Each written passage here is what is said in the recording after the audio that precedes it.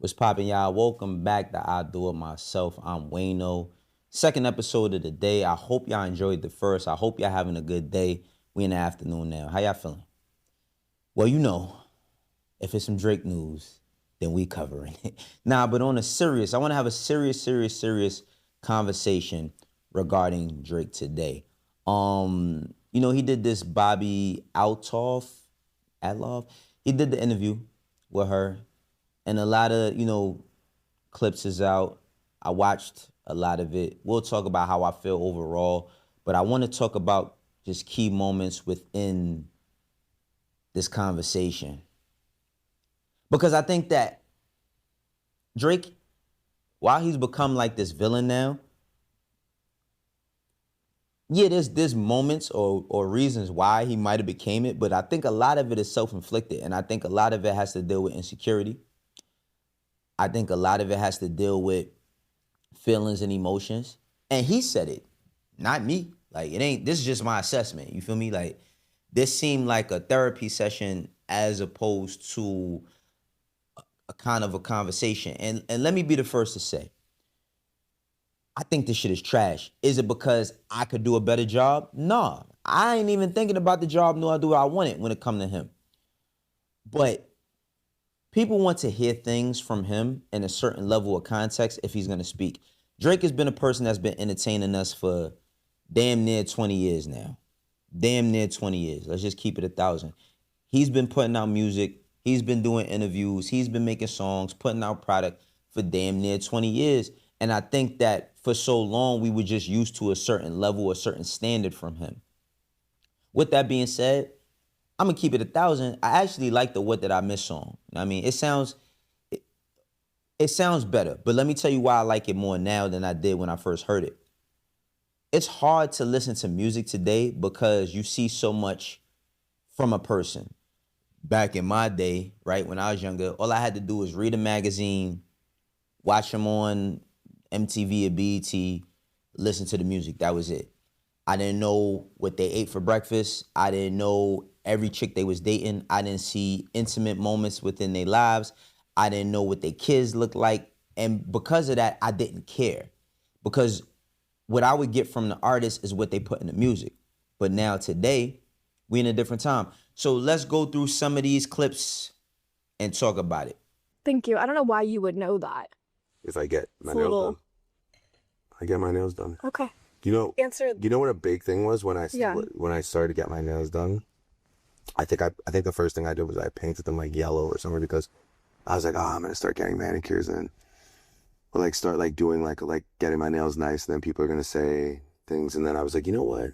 I had 3 really, really important stages in my life. One was getting braids. I was like, oh, people are gonna be like, he's getting braids, like midlife crisis braids. Have you not always had them? No.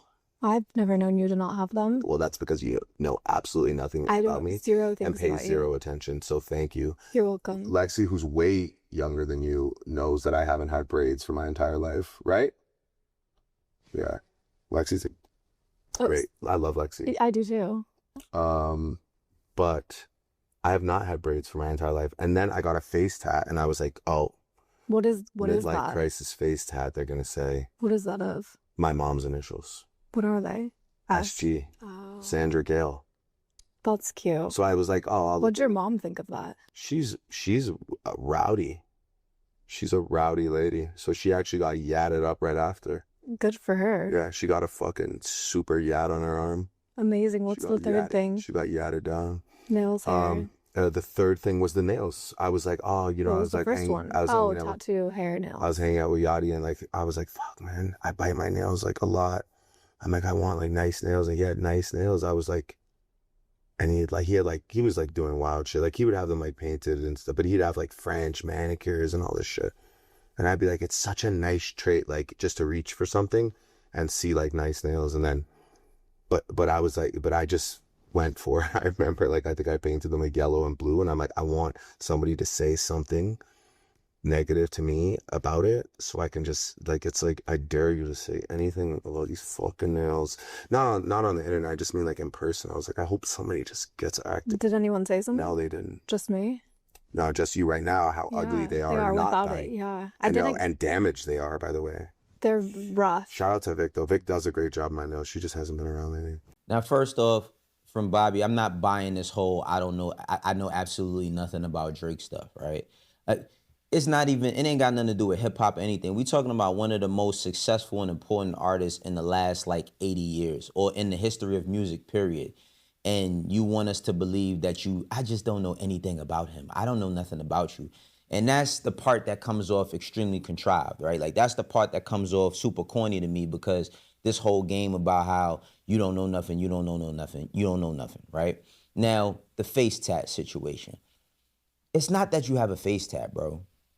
I don't think people dislike you because you have a face tat. I think people just look at people's character, right? And we look at the person that you have been up until that point that didn't have face tats. It didn't seem like you would ever get face tats and nothing like that. Like, we accept you how we met you. And I think that everybody always looked at Drake. I could say for myself more than anybody. I always looked at him to be an evolved version of himself that would get better. That would be, is immature, mature to a certain level, to a certain degree. And not even on a music tip, just like how he would carry himself musically, how he would carry himself aesthetically. Braids, anybody could get braids. I don't think nobody has a problem with anybody getting braids. But a face tat when you're in your 30s, yeah, bro, that does seem crazy. That definitely seems crazy. First of all, I'm just keeping it 1,000. I'm from New York. I know it's people who got face tats and all that today, but that's not no New York shit. You know what I'm saying? Like, that's not no New York shit at all. That's Cali. Cali is the ones that made all that face tat and stuff popular. They was the ones that was pushing that since the beginning of time up until now, and always have been doing it. You know what I'm saying? And he didn't get no face tat to that degree, but I just think, like, for myself, I've been getting tattoos since I was 13 years old. I haven't gotten a tattoo in like years, like over a decade. I haven't gotten a tattoo. But tattoos at one point in time was like this kind of special thing, right? It was this thing that not everybody had. It was exclusive. And I just, for me being a fan of Drake as he was growing his career, when I see him get a face tat, I'm like, what? And then the nails, right? So this is the thing when it comes to the nails, bro. Nothing wrong with a man getting a manicure. Men should have manicures. Men should have clean nails. But you said you was hanging with Yachty. You was hanging with Boat. Now, he's 27, right? I think 27 or 28, right? But you 30-something being influenced by the younger crowd. And there's nothing wrong. Yo, what kind of sneakers is those? Oh, that's fire. What kind of pants is those? Oh, that's fire. What kind of jacket? Oh, that's fire. Well, you start painting your nails a certain way and all of that, because you never was doing that before. And then you saying, I just wanted somebody to. So what did you get the nails done for? Did you get the nails done because you genuinely liked it and Yachty put you on? Or did you get the nails done because you wanted to use it as a gauge to see how people would treat you in person? Let's be 100, bro. Most people that's going to say something negative or disrespectful to you in person is going to be from afar. And even if they are close enough, most people may think twice because you have humongous ass bodyguards. Pause. You know what I'm saying? You got bodyguards that look like Omni-Man and shit. Like who's gonna be in your circumference and say something about your nails to you just to say it? Makes no sense. But again, the way he said it, it's just like, come on, bro. And this is the whole thing about it, right? I don't think that generally people necessarily hate you. For myself, and let me speak for myself and myself only, I just think that we was accepting you how we met you. And everybody has the opportunity to grow. And nobody knows how people are going to grow going forward. But a lot of the shit that you done in your growth just seems like you was going backwards instead of forward. When you first came out, you was on the, you know what I'm saying? You was on the, yo, I do this for the ladies, you know what I mean? The fly shit. Like, you was on some fly shit. You was on some, I would never call Drake Jay-Z, but I used to compare him to Jay-Z in the sense of aesthetic of how I thought he wanted to be looked at. And then when I seen certain things, I'm like, Jay wouldn't do that. I mean, like, he wouldn't do that. Or he wouldn't do that. Even Wayne, I don't think certain things Wayne would have did. But Wayne, I mean, he grew up in front of, we watched him grow up. Same thing with Drake to an extent. You know what I'm saying? Same thing with Drake to an extent. But here's some more of Drake speaking regarding his feelings towards media. Even on the way up here, like my boy was like, why are you doing this again? And I was like, well, what we did, like it changed a lot of things for a lot of people. It was me essentially like just recognizing somebody that I never met in my life, that I fully believed in, that I thought was really interesting and I wanted to have an interesting conversation with. It pissed off like so many, like all these fucking losers, these like, you know, like story journalists and like this guy and that guy who like feels so entitled to this interview about, and Drake never does anything for like this type of media. And it just like made people so angry that two people who actually like have just like maybe nothing to talk about or everything to talk about, but just based on like, listen, man, I don't think it's so much of, no, people do feel entitled to him. People definitely feel entitled to Drake. Let's just keep it 1,000. Other people are entitled to Drake as well. People feel that as much as academics defends, stands up for, argues about, goes hard for, potentially gets into life-threatening situations over Drake, that he should have a Drake interview, right? People feel that Drake should only talk to the deepest hip-hop purists. I don't even think that at all, bro. Me personally, I don't even think that at all. I just think that if you take your time to speak with a person, right? If you take your time to speak with a person, it shouldn't be a person who their whole stitch is, I don't know nothing about you. Now, do she got to be, and I don't even, listen, I'm not mad that she got an interview at all, because it's not like I was the runner-up. It's not like she got an interview because over me. It's not like, you know what I'm saying, like her success has something to do with my failures or anything like that. That's not the case at all. I just feel like as a fan of music, as a fan of interviews and hip hop and all this other stuff, when we see you talk with somebody, we want to see somebody who genuinely gives a damn about what you got going on or don't. Does it have to be the hard question? I don't even think it's about hard questions. It's just about genuine questions. It's about honest questions. It's about a person talking to you that you feel can have some definition in the conversation, as opposed to them just saying, yeah, you know, you're cool and I understand you helping me and all of that, but like none of that matters. And like, I don't really know nothing about you. I was running around with you on your tour. I was so tired and it just don't make for good storytelling. That's just what it is. And all of this shit is storytelling. Whether it's the content space, it's the music space, it's the doc space, it's all about storytelling. And I think that it just doesn't tell any story. It's not interesting. I mean, it's interesting because it's you, because everybody's watching with a magnifying glass like, what is he gonna say? Is he gonna say something about this? Is he gonna talk about Kendrick? Is he gonna say this? Is he gonna say that? Is he, like, me personally, from a Drake interview today, I would just want to hear about how he feels, excluding all of the rap shit. I would want to know how he feels about his son. You know what I'm saying?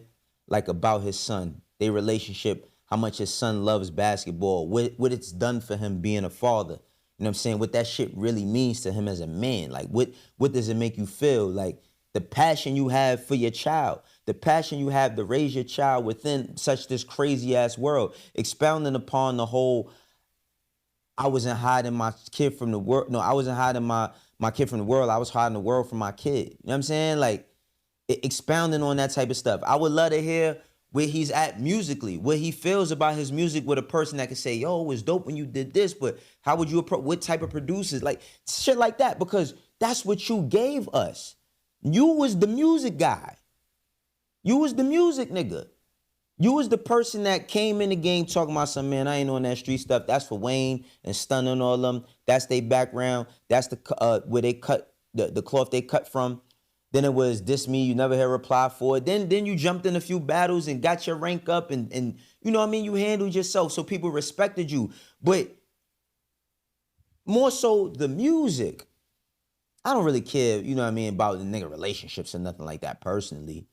But even your moms, your upbringing, the dynamic of being a man who has a black dad and a Jewish moms. For myself, I grew up Hebrew. My great-grandmoms was Hebrew. My Hebrew name is Benjamin.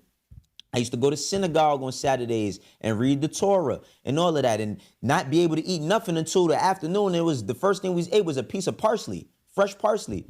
I would love to hear him expound upon that. Just some depth to who you are. Not necessarily everything gotta be, of course, everybody wanna hear about the Kendrick shit and how you feel. But if you go to What Did I Miss, you get that. You don't get a direct, so much direct to whom he's talking about. But we could pretty much see due to the lack of relationships that you no longer have or whatever, the people that you obviously talking about or the people that you possibly alluding to. You know what I'm saying? And that's just that's just my perspective. But here he talks about the culture vulture conversation. I feel like I'm not necessarily a part of the problem, and I experience a lot of guilt tripping in my life where people are like, no, like this is like your fault essentially, or like, and my intentions are pure, you know, like it's the same way. Even in music, people will be like, oh, like, oh, you're a culture vulture, or like you, like people will describe the collaborative efforts that I've put forth and the artists that I've picked up and lifted up, or shine a light on as me taking, you know, they'll put a negative spin on it and try and tell me, you know, that it's a self-serving thing or whatever. And I think I get really sensitive about that. And I think at that moment, I was just like, well, you know what? Then don't. Okay, the culture vulture conversation. I mean, let's keep it 1,000. The culture vulture thing came from, I don't even want to say it came from Not Like Us. A big part of it was the last verse in Not Like Us, right? A big part of it was that. But the reason why people look at you like that is because they accept you how they met you. When we first got introduced to Drake, he was Toronto guy, right?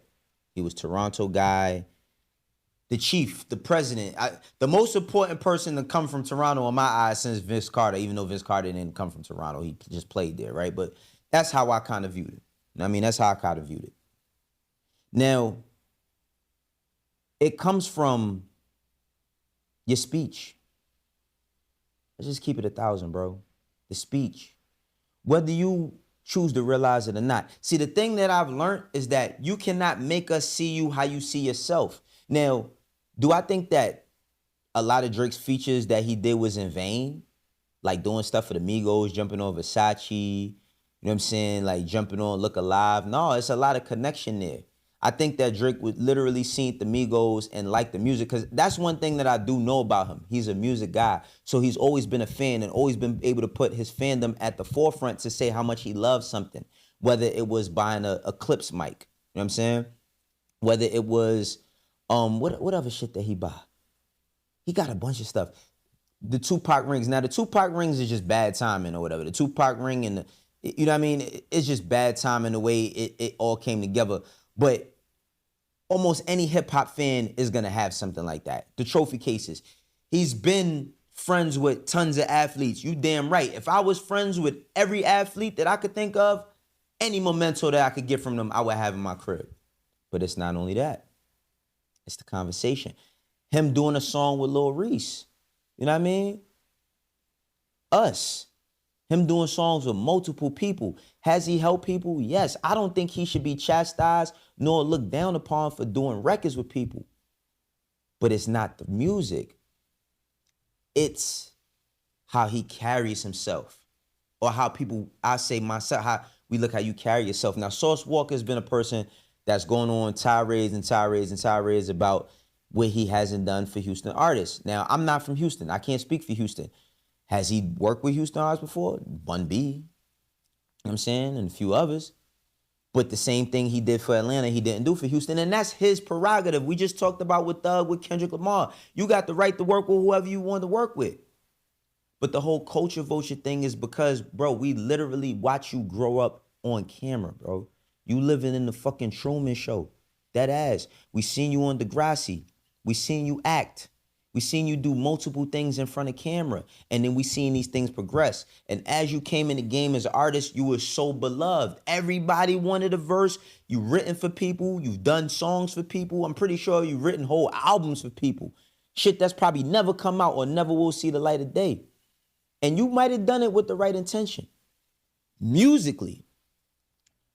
But the thing is that when you start switching your slang, when you start talking a little different, when you start getting face tattoos, you know what I'm saying, painting your nails, it comes across as you get next to somebody, you get a bit of whatever they got going on, and then you move on. That's how it comes across, whether you see it or not.